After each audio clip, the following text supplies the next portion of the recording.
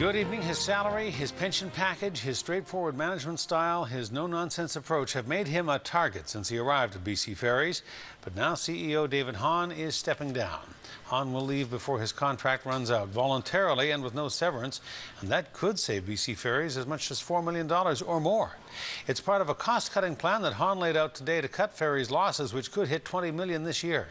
CTV's Andrew Johnson has more on what the plan could mean for you.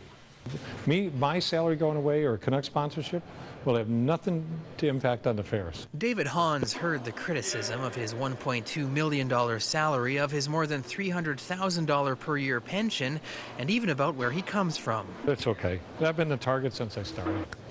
Was the ugly American when I came in, right? So it's just a continuation of the whole thing. The American-turned-Canadian citizen will step down as BC Ferries president and CEO at the end of the year. That's 15 months before his contract is up. Hahn insists retiring is his decision alone and the right one for BC Ferries. I just think it's part of the leadership. If you're going to ask people to tighten things up, why not lead by example? I think it's probably the best decision I could make. Hahn departs BC Ferries expecting to lose $20 million this year, partially thanks to passenger and vehicle traffic falling to levels not seen for a decade or more.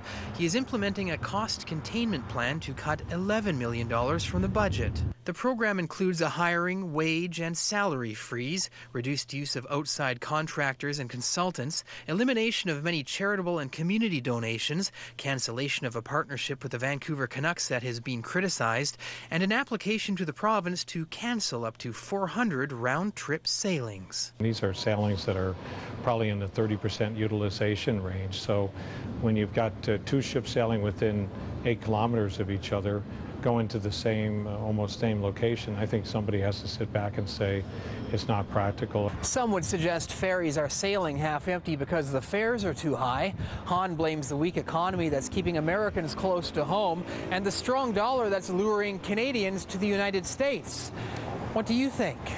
I think it's about time he stepped down. Maybe it's time for him to leave, being his people are a little ticked off with all the increase in ferry fares. I think he's being very generous and considering himself like he considers all his employees, and it's a good thing. I think that's admirable of him. If he's not taking a severance package, it's obviously going to save BC Ferries a lot of money, so I think that's good. Business leaders say love him or hate him, David Hahn deserves his due. We have really a revitalized ferry fleet. We have modern terminals at most of the major terminals. I think that's an important step forward. All of that was done without public money. Hahn says he isn't sure what he'll do next, besides visit his mom in Buffalo and take in a Bills game. Andrew Johnson joins us now with more. Andrew, what does David Hahn have to say about suggestions he may be getting squeezed out? Well, Hudson Hahn says if he was being pushed, he would be very aggressively pursuing his severance, which is equal to 30 months' pay, or roughly $3 million. Instead, he'll take nothing. However, he says his pension will be intact or at or close to $315,000 per year.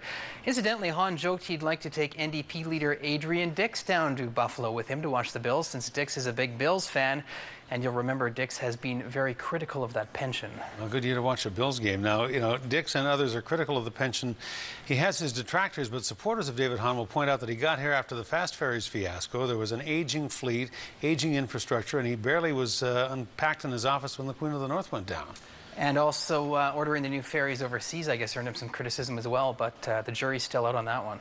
All right, well, he's the kind of guy who will answer a question when you ask him, as you discovered today. I did. All right. Andrew, thank you. You're welcome.